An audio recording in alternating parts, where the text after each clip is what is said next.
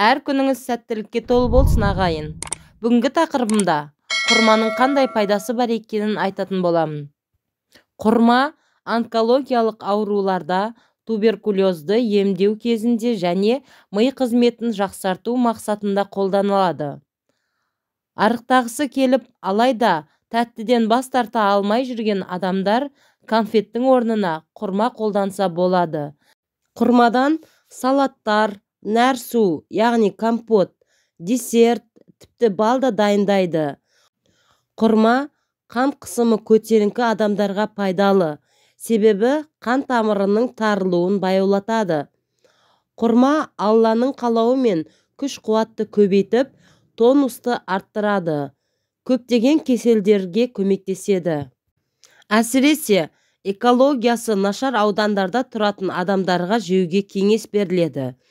Аш қарынға желінсе, ішектегі құрттарды өлтіреді. Құрма бауырды қуаттандырады, асқазанды тазалайды, әлсіз бүйректі күшейтеді. Құрманы сүт араластырып, қалампыр қосып ішсе, өкпенің қабынуы сияқты тыныс жолдарына шипа. Құрманың құрамында танин көп болғандықтан дене жарақаттарын тез жазады. Адамды арықтатады. Егер күрішпен бірге пісірсе, семіртеді. Құрамында А, Е, Б дәрумендеріне де бай. Алмадағы темірдің 2 есесі құрмада табылады. Сол себепті қаны аз болған кісіге көп жеуіне кеңес беріледі. Жүкті әйелдер мен жаңа босанған анаға өте пайдалы жеміс. Құрметті менің оқырмандарым, келесі видеомда қандай жеміс түрлерін салғанымды қалайсыздар? Сол туралы комментарийде бөлісіп кетіңіздер.